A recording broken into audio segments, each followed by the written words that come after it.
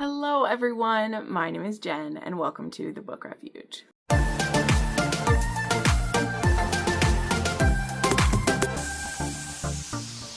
Alright, hello friends and welcome to a recommendations video, and this video is actually being sponsored by my channel members, and I gotta say they absolutely surprised me with this video.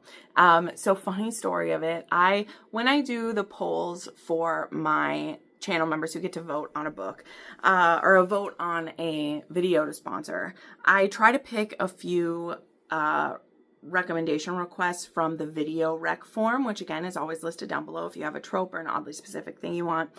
And I try to pick ones that have been recommended there and then let people vote on what they want. And I will say that the three that I had for people to vote for, I did not think this was going to win.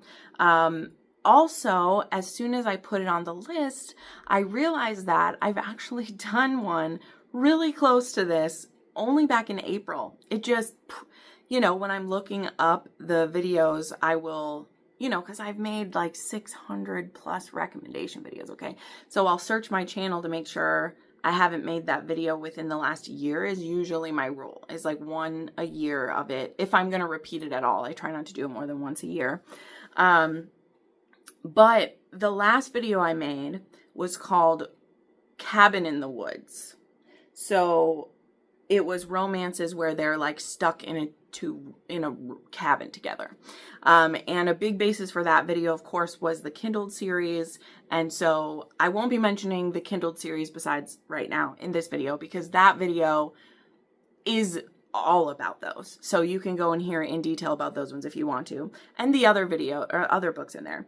And so after I put this on the list, I was like, oh shoot, I just made that in April. I don't know that I have a ton of books to shift it. But this one is going to be Romances in the Woods, which is why, again, when I looked up that title, it didn't pop up. It's because I did like in a cabin. It was forced proximity in a cabin. And this one is in the woods. So this is a little bit more broad of one. They don't necessarily have to be stuck in a cabin in this one. You'll see what I mean. And some of these, they aren't all super dark romances. The way that a lot of them in the stuck in a cabin one, a lot of them were darker ones. So this is what they voted for though. And I'm a woman of my word, so we're doing it.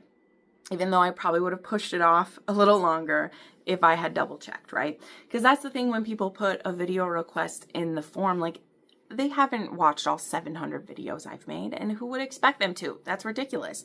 They just know that there's a theme they want and they put it in. And it's my job to go through those and make sure that I'm pacing things out right? That's my job as a content creator, to make that decision, you know? And I didn't do it to the best of my ability this time. So those of you who want this, I'm so happy that you do. And those of you who want more of it, make sure you check out that video up here. That is Cabin in the Woods. But here I have 10 books for you that take place in the woods, kind of. And you'll see what I mean. And a big inspiration for this, and it's probably why I was excited to do this video and I just kind of didn't do my research as well, is that one of the books that I just read this last week was Death Valley, right?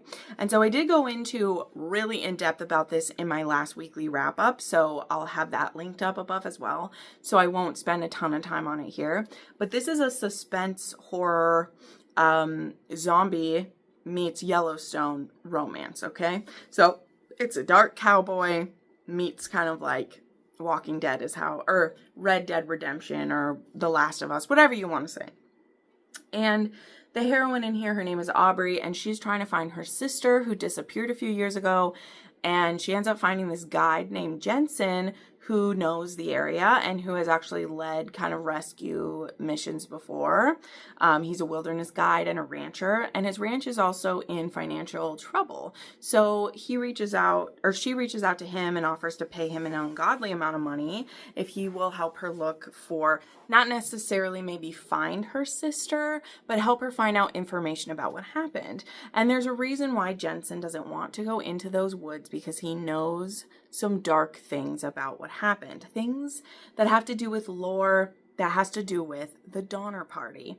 So this had a good splash of history. If you know some dark history like I do, there was some definite fun spots about that. Now, as I said in my weekly wrap up, I don't think the romance was the strongest part about this book, but I don't love a ton of horror or scary, gory things like that. And this was just the right amount of it for me. So, you know, sometimes I think you have to give up a little bit of something to get something great. And I thought this was a real good attempt at a lot of those things. So yeah, I recommend. We're definitely in the woods, in cabins, in caves in this. So definitely check it out for this theme. One that is definitely closer to the rom-com side here. We have Hideaway Heart. And this one is from Melanie Harlow. And this is about Kelly Jo Sullivan, who is a country music star. And she is actually taking a little vacation away from fame and away from everything. And her brother actually asks his friend Xander Buckley to protect her because she doesn't take any of her security with her, which, let's be honest, is a bit stupid of her. And so Xander ends up showing up at the cabin she has rented in the woods by this lake there to protect her. And she's very resistant to it. And she definitely does, in the beginning, do some of the stupid, spoiled girl things of putting herself in danger. But she very quickly is like, you know what? If you're going to be here with me, let's be safe about it. And so she quickly agrees to do what he asks, like a smart woman would. But yeah, this ends up being kind of like a fling for them, which means this is brother's friend. This was a singer and an ex-military guy who he now is trying to own a bar. She has a kind of gaslighting ex-boyfriend. She's really trying to get away from it all. And they have a little fling together. This fling, okay, people honking their horn. This fling involves some role play and some light amounts of CNC in here. So if you're not really into kinky stuff, it's very light. Melanie Harlow doesn't really go full force with any kink that she puts in books. She keeps it very accessible, very light. But if you also do like a little bit of primal play and role play, this has a bit of like chase and catch and fuck me where you find me. There's at least one scene that does that, and it's really great. So yeah, Xander and Kelly Jo are actually very sweet. This is my favorite one in this series of hers, the Cherry Tree Harbor, which is so cool. These ones all got their Trad Pub release, but this one was really good, and they're staying in a cabin in the woods for most of it. Okay, then there is Soft Flannel Hank by Eliza MacArthur. Now, I haven't heard much from this author in a while, which is kind of a bummer, but I thought this would be a fun one to remind people of because it is going to be the 20th anniversary of Twilight, and I know that the Twilight films are coming back to theaters in October, okay? And this is a bit of a Billy, or not Billy, we love Billy. This is a bit of a Charlie Swan reimagined, okay? Let's call a spade in this one. So Hank in this story is a divorced dad. His daughter is all grown up and married off to a vampire, basically. And in this situation, he like knows all about it, and he actually is friends with the, you know, father of his daughter's lover, whatever, daughter, whatever. So in this case, it's a situation of like he knows paranormal exists. He's still a small town police officer, and he, you know, knows more than he should, but he keeps to himself. He's happy his daughter is happy, and he's just living out his life.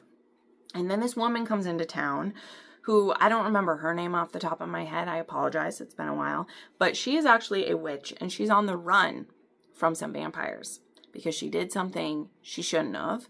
And she is being chased by a very powerful, supposedly very dark kind of vampire, okay? Like imagine being on the run from like the Volturi. Again, the theming is all really there, okay? The connections are there if you want to find them. They exist in this story, right? And you know, our Hank character wants to help her because he has a hero complex, but he's the human in this situation, right? He's friends with vampires. Here's a witch. There's another vampire chasing her. What is he able to do to actually protect this woman? But in the beginning of this story, they actually have kind of this one night stand, which is not something that Hank normally does. And so he instantly feels very attached to this woman, but she is a woman on the run and she doesn't want to put him in danger. And she's not going to stay around for long if possible. So yeah, this one was a really fun read. Really, I love Hank. He's so soft and sweet, but also so protective. He's kind of like, I know this will sound like I'm putting him down, but I'm not, because I don't believe that personality type. He feels beta, but he's that type of beta that is like supportive and strong and ready to step in and protect you no matter what. But he's not domineering. So you could either say a quiet alpha presence or a beta, whatever you want to say. I don't mean it as an insult. We need all types. And he's so tender-hearted and loving that you look at this woman on the run who has caused some problems, and maybe it's her fault, maybe it's not. And we're like, don't you hurt precious bean Hank, you bitch, be careful. So anyway, I ended up really enjoying this story, and there is another one in this series as well, and then I haven't seen any more. But book 2, not to spoil that one, but that one has to do with a vampire and a silky and their very tragic love story that has spanned over thousands of years. So that one was that one Where Waves Break? No, that's a totally different story. I don't know, but both of those were really good. I don't even know why I have that open. Okay, but yes, most of it takes place in the woods. Okay, then I actually didn't put this one in the cabin one, so I'm putting it in the woods one, and I'm just going to briefly mention it, okay? It is Credence. It takes place in the woods, okay? And I'm really tempted actually to reread this book because I read it the week it came out over 5 years ago, I believe, because this came out, was it 2020 or 2021? It was 2020. So yeah, I literally read this 5 years ago.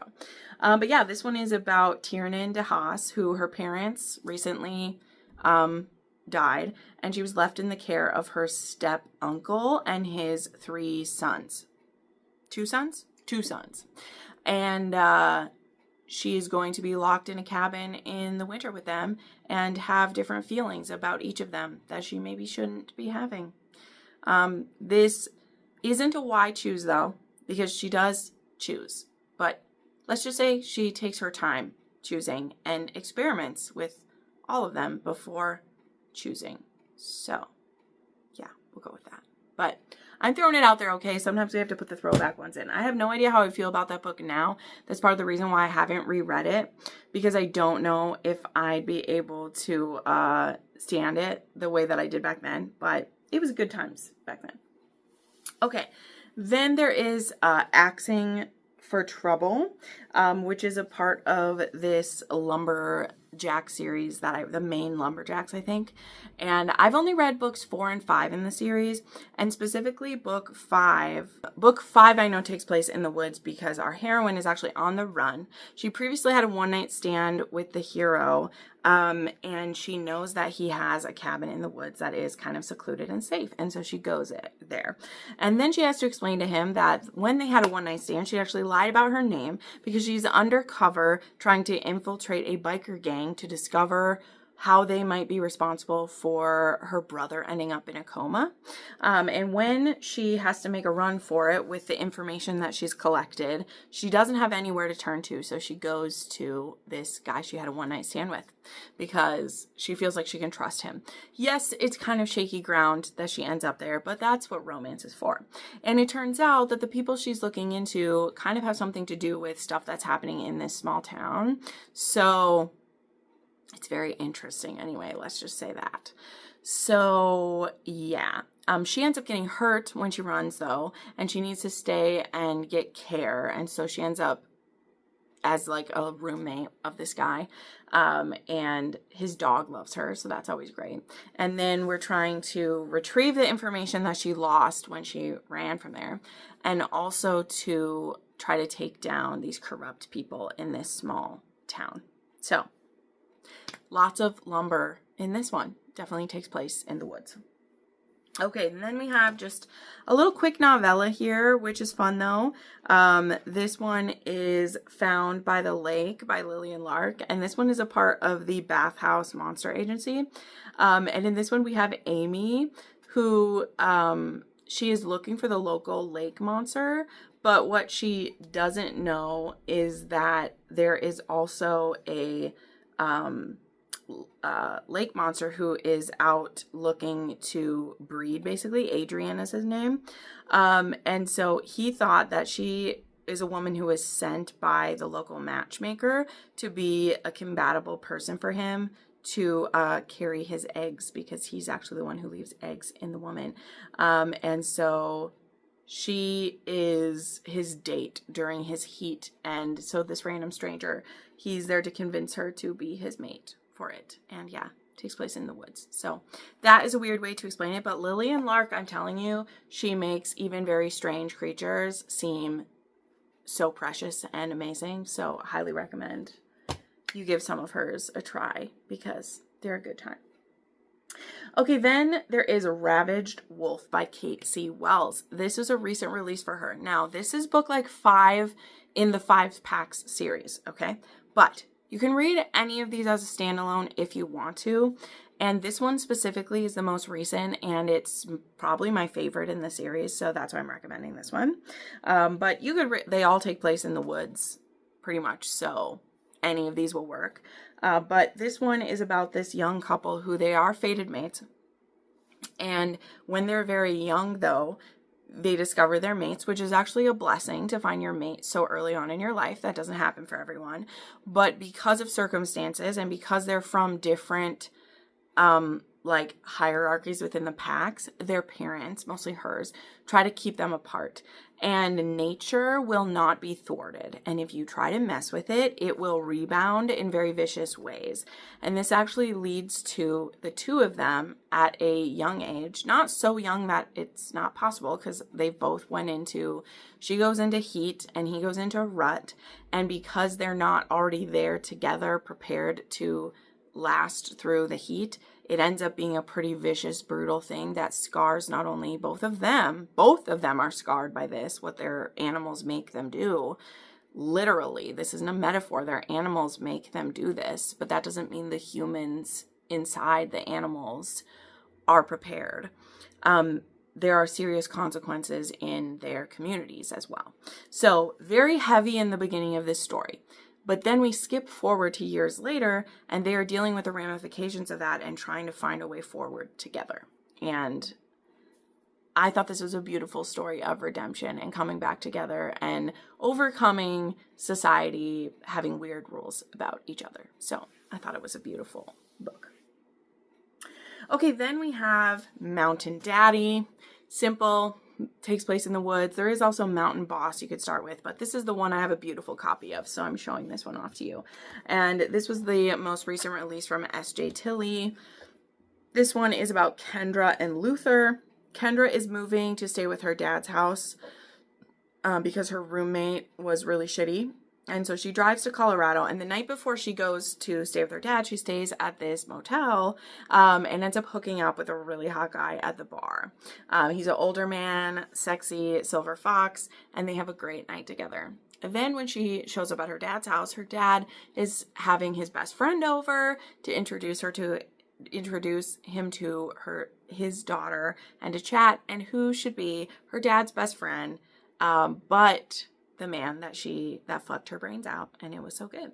So then this becomes kind of a secret relationship, which I will say I'm not the hugest fan of a 32-year-old acting like a teenager because she's afraid of her daddy finding out who she loves, but it's S.J. Tilley. It's campy. It's fun. It's not trying to be taken too seriously, though there is some heavy subject matters within this one. Definitely check out the trigger warnings at the beginning. But yeah, the whole thing takes place in the woods in the mountains, and it's super hot and fun. So definitely works. Then we have Finding Home by Lauren Rowe. This one is a bit more of one too, where he lives on a lake in a cabin in the woods, but not we're still kind of close to civilization. But Finding Home is about this rock star who's been actually in treatment, and his mother has died, and he really lost it when his mom died. He was already living the rock star life, causing problems. But then his mom died and he kind of snapped. And so his record label like forced him into rehab, and they also are forcing him to be sober for a certain amount of time before they'll allow him to tour with them again for insurance reasons, because when he threw a fit, it caused a lot of damage. So we have that going on. At the same time, in the beginning of the story, he knows he has a child. He has been sending money to the child's mother, but he hasn't been involved because he was living the rock star life and didn't want a child, but he's been sending money for her care. Well, the mother of his little girl dies. I believe it's a car accident. And her father, so the grandpa of the little girl, wants control of the little girl because he wants the money this rock star has been sending to his granddaughter. But it's actually the best friend of the woman who died, so the surrogate aunt, as we say, of the little girl, who has been given like guardianship of her because she lived with her friend. She's been there for the whole life of this little girl, and she's been left in guardianship. Now, she's in a bit of a pickle because the grandfather is trying to challenge that guardianship, and he could win due to maternal grandfather rights here or whatever. And so actually the lawyer for this woman is like reaching out to Caleb Seabaum, is his name, to get him to back the heroine so she can be the one to get control of the child, and I mean guardianship of her. But he decides instead that he wants a relationship with his child. He's like, you know what? I'm cleaned up now, trying to stay on the straight and narrow. I don't want to miss out on my child's life. My mom wouldn't want me to. But this becomes complicated because he's still under certain rules, but things for this little girl need to happen right now. So anyway, there's lots of complex stuff. But what happens though is he ends up buying this home in the woods in this small town near the parents of this woman. They live there, and now they're like the surrogate grandparents to this little girl. And he now will be living in this small town trying to get to know his daughter. And this woman who's the guardian is like, I will help you get to know your daughter, but I still am not just going to hand her over to you because you haven't been in her life. But what the heroine doesn't know is that though her friend was a good mom and loved her little girl, there were some things that were kept secret from Caleb and from her that they didn't fully know. So that'll get unraveled. But anyway, this technically takes place on the edge of the woods in their cabin, and it is very secluded. And this was a beautiful romance between them, and watching Caleb fall for his little girl. I just really like this. This worked as a standalone, though within Lauren Rowe's like rockstar world, you'll definitely see connections, right? Like, was it Speak that I just read not too long ago? I don't know. There was another one where like Caleb was like the mentor to the guy in that one. And when it skips ahead, you see him with his wife now and the little girl. So there's definitely connections, but you can read that as a standalone. Okay, and then the last one I want to bring you is actually, I'm surprised it's the only fantasy I've put in here, but I think the other video I did had some fantasies in it. But there is this one called The Crimson Forest that I thought I would share. This was by Louise Damgard, and I read this earlier this year. And this one was interesting because it starts off with amnesia, and our heroine basically like wakes up in these woods and doesn't remember anything. So her name is Vanna, and she's a human, and she's supposedly the first human on this continent in years, and it's ruled by these shape-shifting people called the Inons. And with no memory of her past, she's stranded in this place. She doesn't know how she got there, where she came from, or anything. So she's searching for the truth and trying to figure out the clues when Asher, who is a king of the forest realm, tries to offer her help to find the truth, but he needs her to do him a favor in exchange. And so she gets sent to the mountain realm to try to retrieve something special for him.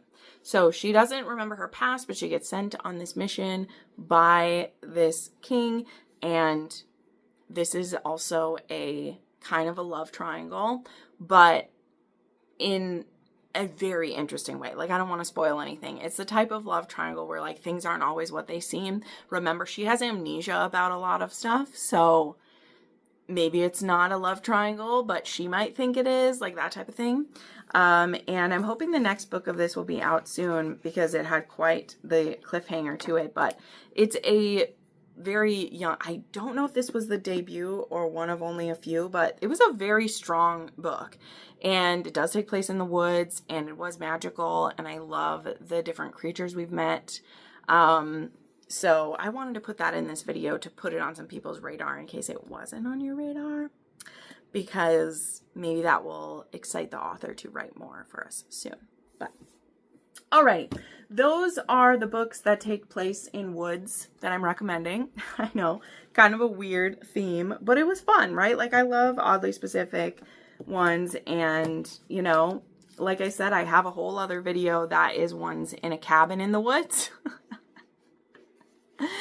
Which is funny that I found another way to do that, which, like I said, I talk about most of the Kindle books in that video, as well as some others that you may have been surprised I missed. Check out that video. I'll have links to all of these books down below so you can check them out. And thank you so much for watching. Make sure you like this video, comment one of your favorite books that takes place in the woods, share this with someone you think would like it, and we'll see you next time. Bye.